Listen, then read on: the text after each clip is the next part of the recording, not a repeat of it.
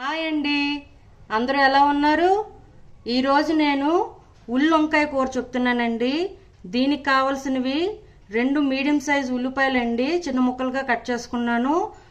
2 table spoons masala కారం, పసుపు 1/2 table spoon, ఉప్పు తగినంత. నేను ఇక్కడ 1/2 కేజీ దాకా వంకాయలు తీసుకున్నానండి. ఇలా కట్ చేసుకున్నాను. చూడండి, వంకాయను 2 ముక్కలు చేసి ఇలా కట్ చేసుకున్నాను. నూనె సరిపడినంత. ఇప్పుడు పొయ్యి మీద కుక్కర్ పెట్టుకుందామండి. Oil 3 to 4 tablespoon oil వేసానండి. ఇంకో ఐటెం చెప్పడం మర్చిపోయానండి, అల్లం వెల్లుల్లి పేస్ట్. అల్లం వెల్లుల్లి పేస్ట్ 2 to 3 టేబుల్ స్పూన్స్ అండి. చూడండి, ఇలా గ్రైండ్ చేసి పక్కన పెట్టుకున్నాను అల్లం వెల్లుల్లి పేస్ట్.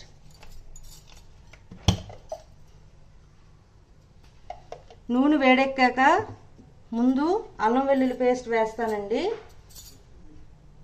ఆయిల్ వేడెక్కిందండి. ఇప్పుడు అల్లం వెల్లుల్లి పేస్ట్ వేస్తున్నాను. ఇది పచ్చివాసన పోయేదాకా వేపుకుందాం.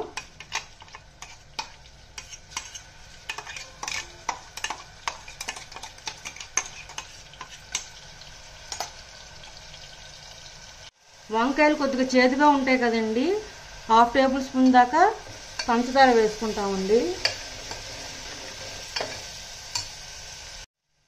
అల్లం వెల్లుల్లి పేస్ట్ వేగిందండి. ఇప్పుడు మనం ముందుగా కట్ చేసి పెట్టుకున్న ఉల్లిపాయ ముక్కల్ని దీంట్లో వేసేస్తున్నాను. దీనిలోనే కొంచెం ఉప్పు వేస్తానండి, తొందరగా మెత్తగా పడి తొందరగా వేగుతుంది. ఇది లైట్ గోల్డెన్ కలర్ వచ్చేదాకా వేపుకుందాం.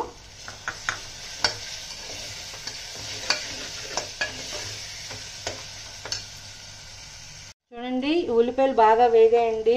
ఇప్పుడు దీంట్లో 1/2 టేబుల్ స్పూన్ దాకా పసుపు, 2 టేబుల్ స్పూన్ కారం, మసాలా కారం వేసేసి బాగా కలుపుకుందామండి.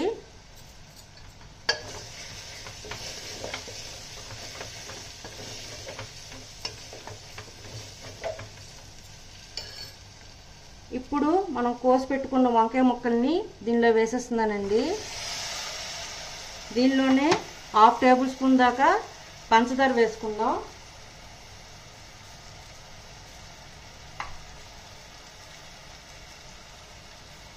చేదు పోవటానికేనండి.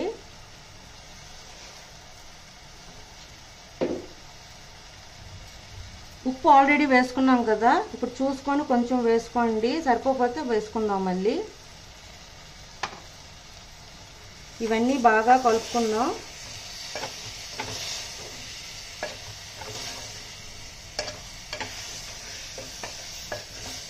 ఈ మసాలా అంతా బాగా పట్టేలాగా కలుపుకొని ఒక 5 మినిట్స్ స్లోలో పెట్టుకుందాం కుక్కర్ని. మసాలా అంతా బాగా పట్టిందండి. ఇప్పుడు దీంట్లో 1 గ్లాస్ దాకా వాటర్ వేసుకుంటున్నాను. అంటే జ్యూస్ మీకు ఎంతవరకు కావాలో చూసుకొని వేసుకోండి. కొంచెం చిక్కగా, మరీ మీడియం, మరీ పలచగా కాదండి, మీడియంలో ఉండాలి జ్యూస్.